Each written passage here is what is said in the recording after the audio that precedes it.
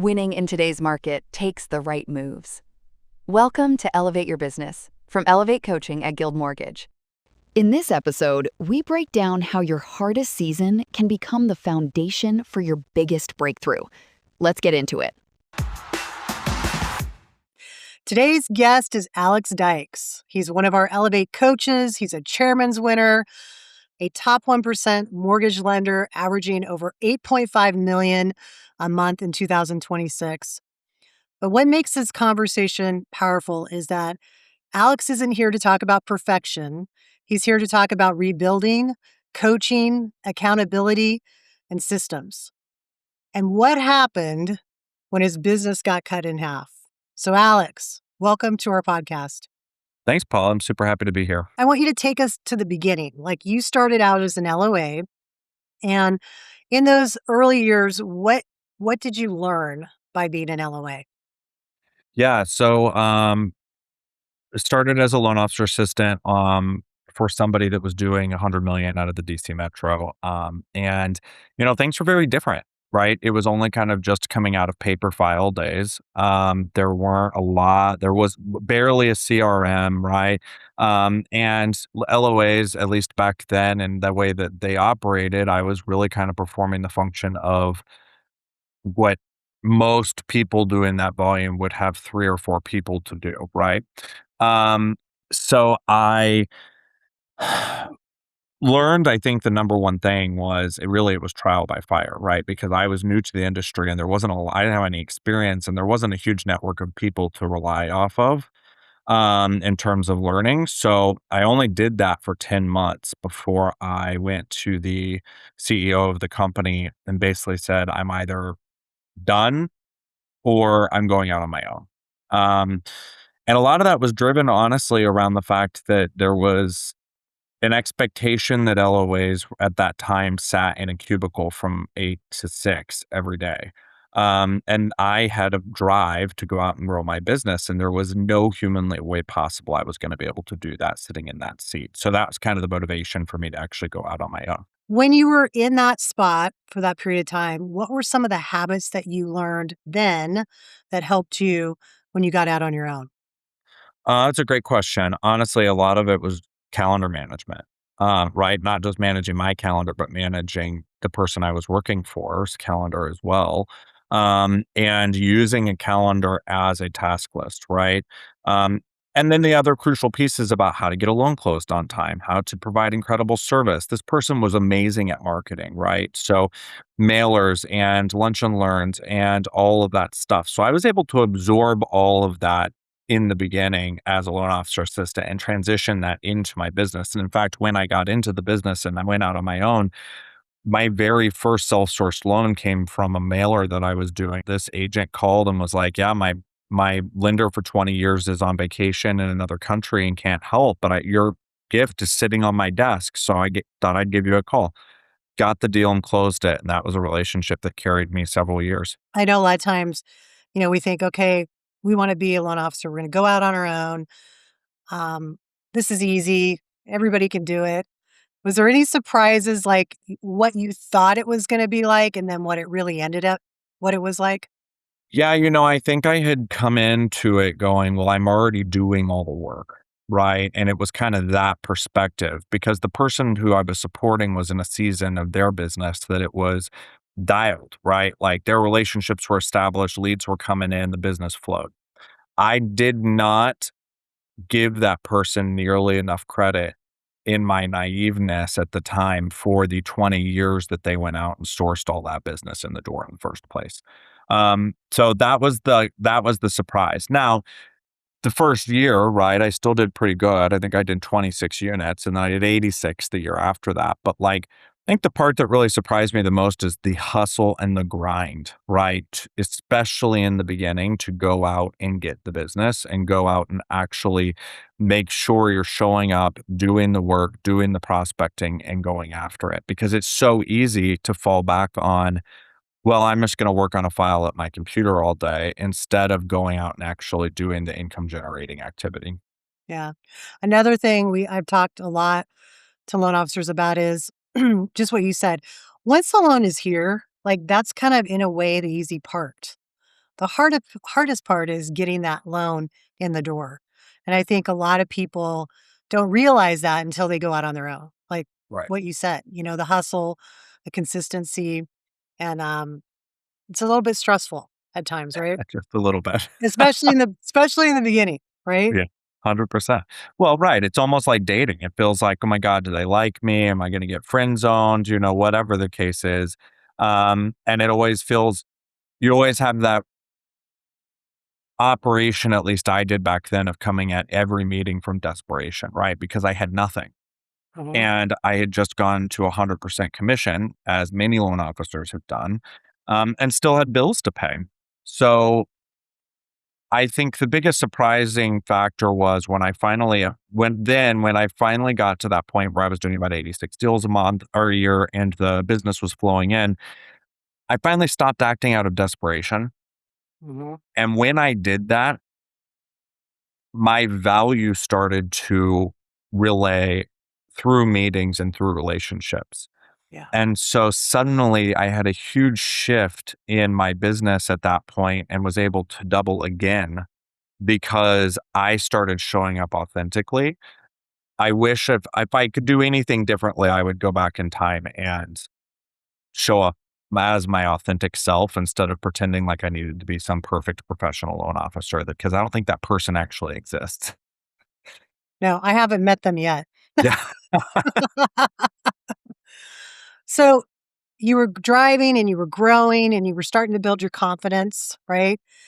And in a way, it probably became a little bit easier, just like as far as not worrying so much, right?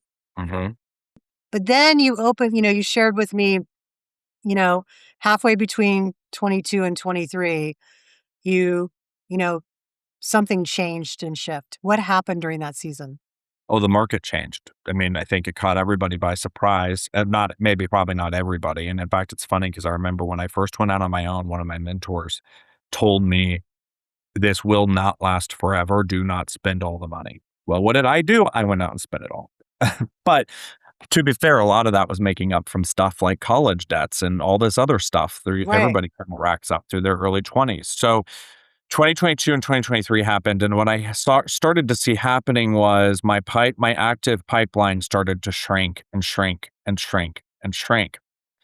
Well, everybody's been through seasons of their business where they have a Hmm. smaller pipeline, right? So I think I wasn't really that concerned about it until it never came back. And so my business dropped, from doing about 150, 160 units a year for several years in a row to doing 52 units in 2023.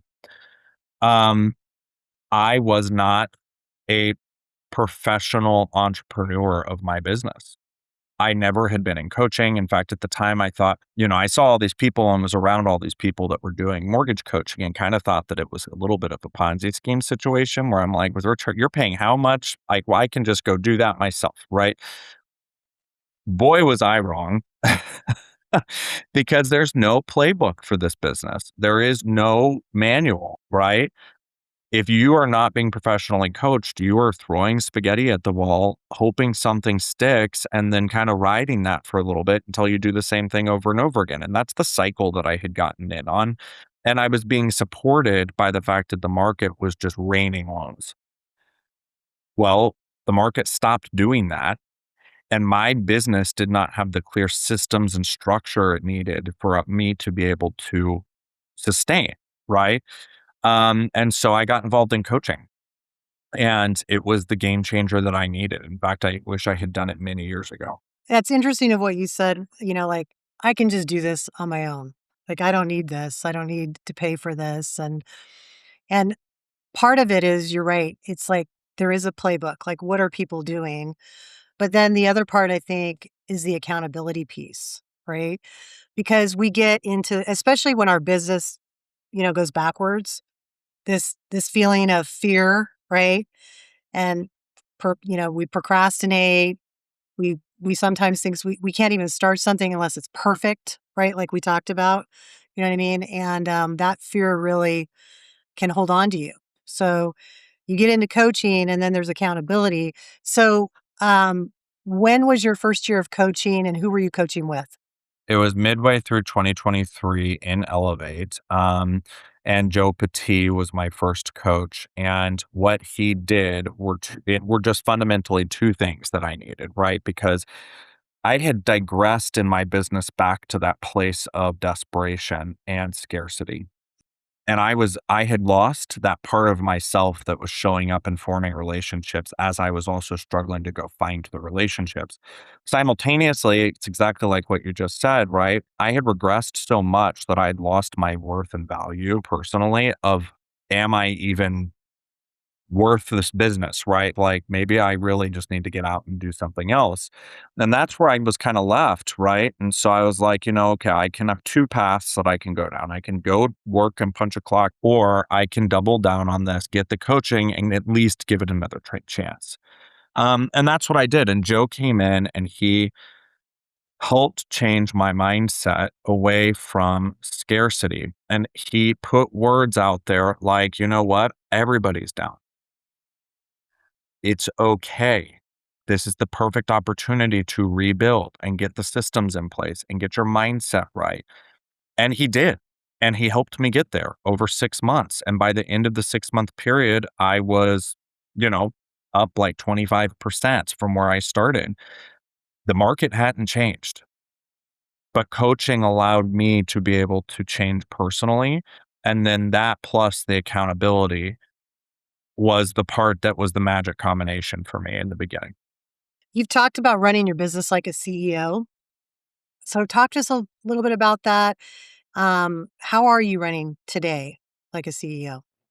Yeah, so I kind of look at it as we are entrepreneurs, right? Yes, I'm a W-2 employee that works for Guild Mortgage, but that's not really kind of the stick, right? Um, if you want to build a big business and you want to build a big life, you have to come at your business like the top CEOs of top professional organizations, like Terry does with Guild, right? Where you are having strategy meetings and you're meeting with your team weekly to move the rocks in the business and on the business, right? And that's the fundamental shift, right? I stopped throwing spaghetti at the wall and I actually started setting goals both now for 1 year, 5 years, 10 years. We talk about constantly how are we increasing Google reviews? How are we increasing client retention? How are we doing with customer service? We're tweaking things on a regular basis, right?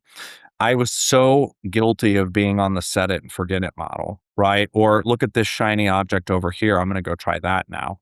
And then abandoning the stuff that worked in the beginning or worked, period. We're not doing that anymore. We have two, maybe three big pieces or big goals that we're working on any given time in our business. We're checking in on the stuff we've already accomplished and it's all flowing and it's all working together so that the business just continues to grow. You were talking earlier too about systems. Like, what are a couple systems that you are really leveraging right now that makes a big difference in your business? Yeah, I mean, Salesforce, right? We do not use anything Excel anymore.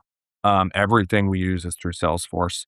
Um, my team, it one because I have a big team now and they all need to be able to access that stuff. But I think the other big fundamental piece is that the team, I'm fortunate enough to be able to support a larger team, but my team, they know their swim lanes. They know that this person specializes in the lead to contract portion of the process, and that's all they do.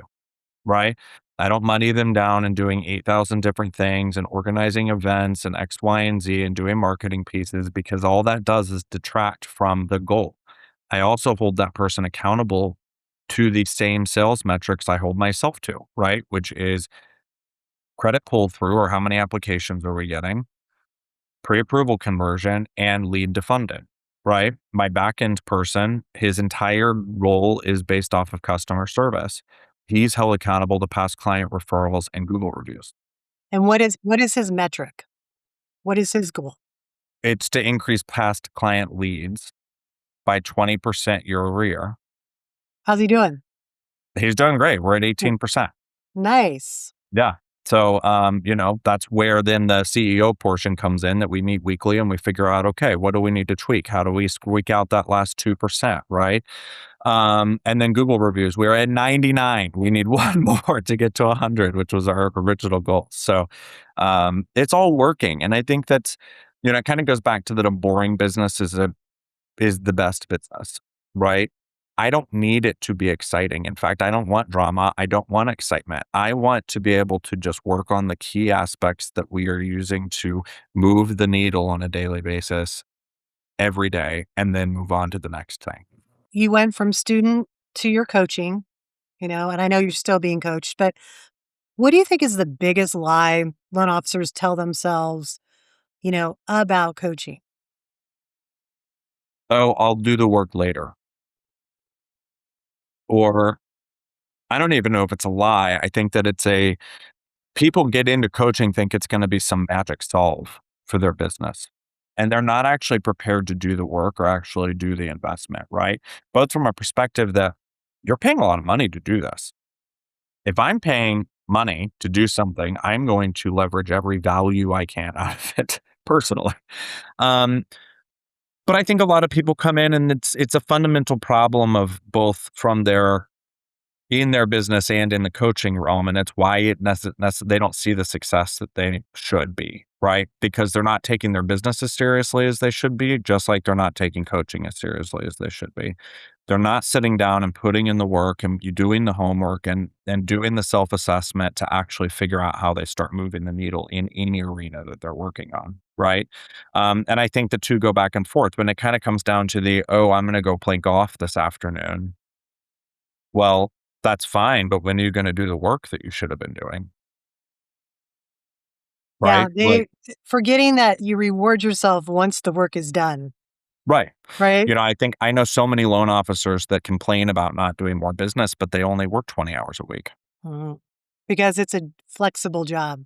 Right. Which great. If that's what you wanna do, I'm not faulting you for that, but I think you have to understand where you're at and that if you're going to continue to move the needle, you have to at least 9 to 5 this job. What does accountability look like for you just in your daily life?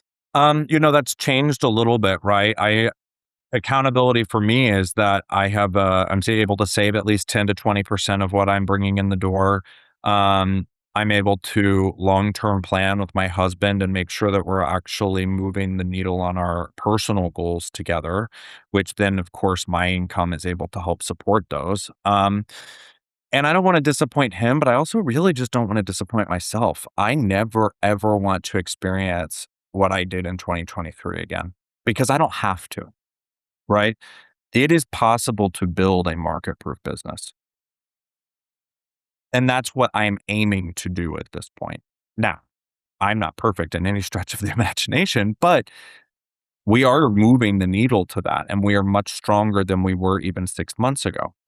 And so for me, the drive is if I'm going to hold my team accountable to metrics, to showing up every day, to doing the work, to helping grow my business, and then I have to do the same thing, right? Mhm. I didn't hire them so that I can go have more flexibility. I hired them to grow.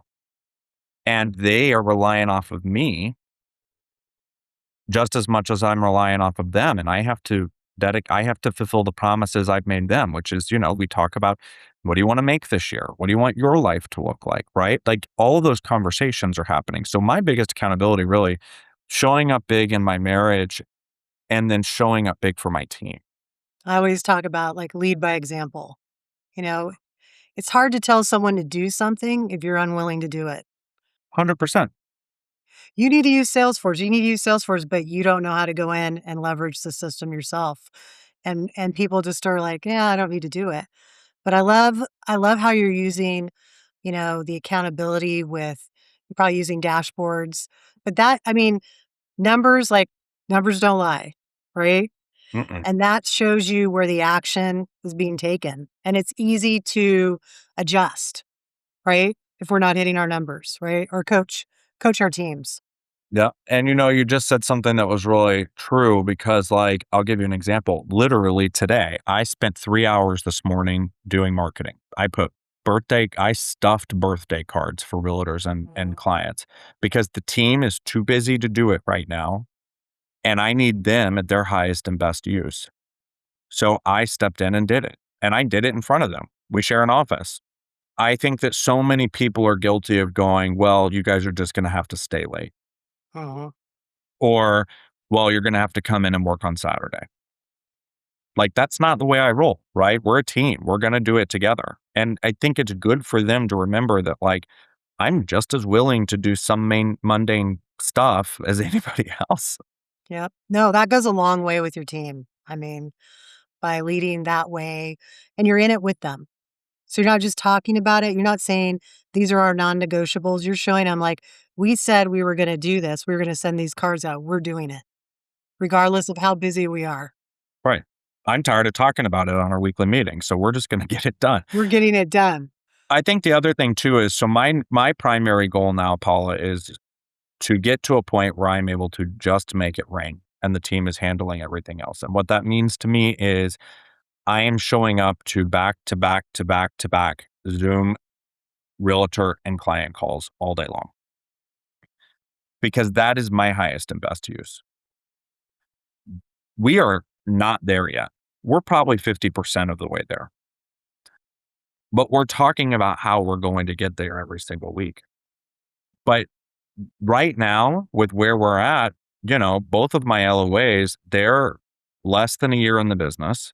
They're fantastic, but they're not as fast as they can be yet. But that's okay, because like if they get behind on number of applications that need to review, I can step in and do it, right? But we're working through it, and they're learning how to get faster, and it's we're moving towards something. And I think so many people think that it's just going to be perfect overnight. It never is. Right. You're constantly teaching and coaching throughout that process. Another thing you were talking about is protecting your health, right? As you're trying to grow. So why is that important to you? Because I don't want to make all this money and then go sit in a wheelchair when I'm 60. I mean, it is what it is, right? I don't want a heart attack by 40. I know too many people in this industry who have had health issues, or they go out and they do all this stuff. Then they go to the bar every night. They don't show up for their families the way they're supposed to, right? I think it's the business with the highest divorce rate in the country. Like, I am trying to build it so that I can do both, and that I can have both, a big life in and out of business. I was talking to my naturopathic doctor, and she studies um, basically aging. And there's a study out there that says most Americans, the last 16 years of their life, they decline. So when you think about that and you work hard your whole life and you're looking forward to that time, you don't want to be declining the last 16 years. No, So I agree with you. I mean, health has to be like one of our number one things. So what do you do to stay healthy? I work out at least 5 days a week. I very intentionally spend time to get outside. I'm not a religious person, but I find spirituality in being outside and in nature. So I intentionally set time every week to go out and do that. And I build it in as part of my non-negotiables, right? So just like I have non-negotiables in my business, I have non-negotiables in my work life, and often they come over my business, because if I'm not showing up every day ready to work and ready to go and in a clear and good mindset, then I'm not going to be able to accomplish what I'm trying to do in my business. So it is almost more important to be whole outside of work so that you can actually perform inside. What are a few of your routines you do every day that keep you grounded? Yeah, I wake up every morning, and with my dogs, I'm an early riser. We go outside, we play in the yard a little bit. I come back in, make coffee, feed them, and then I take 20, 30 minutes to just reflect, read, journal, whatever the case is, before I get onto electronics. I could probably be doing better. I know people do it for an hour, but that's where I'm at. You got to start somewhere, right? Right, you gotta start somewhere. Not way better than what I used to do, especially back during the COVID days. But I'm trying to be more intentional in the morning. I'm not a workout in the morning person. I work out in the afternoons or after work. I've never been. And so by the time I get to about 4:30, 5 o'clock, if I have not worked out yet, I go and do that. And then I finish work if I have stuff that's remaining. It's so easy to let it go by and just not do it. And I have to fight that because I don't like doing it necessarily, but I do have to fight that. So just like I have to do things that I don't want to do in any capacity. And then I try to be present at 8 o'clock for the rest of the evening so that Mark and I can have dinner together and, do whatever for the rest of the night. All right. So for a loan officer listening right now whose business feels, reactive and uncertain, like what would you want them to hear today? If you're not being coached, then what are you waiting for? First of all, it's a 1 year commitment minimum. You're not going to make all the movement in the first 6 months. 1 year commitment minimum. And it is something that every single loan officer should be doing or have spent time working on, right? And then two, I think a lot of it is that sometimes you just have to set your mind to it and then just do it. And I'll give you an example. I was feeling really burnt out the past couple of months, really. Had this huge growth over the past 2 years. And it finally dawned on me why. And it's because I'm coming up on hitting my original 10x goal. How exciting. How cool. I should feel excited and fantastic about that. But I felt the opposite, which was like, God, I'm tired of this. What I figured out is that I needed to set a new goal. I am a person that's driven by the impossible. So what did I do? I just set a goal where I'm going to make 2 million a year in gross income and I'm giving myself 3 years to get there. That is jazzing. Like that makes me get out of bed and want to jump right in and do all the work all over again. So I'd say along with coaching, set a wild, hairy, audacious 10x goal for yourself. What would bring you so much fulfillment that you could go, I'm done. I did it. I won the cup. I did whatever. Like I'm good to go.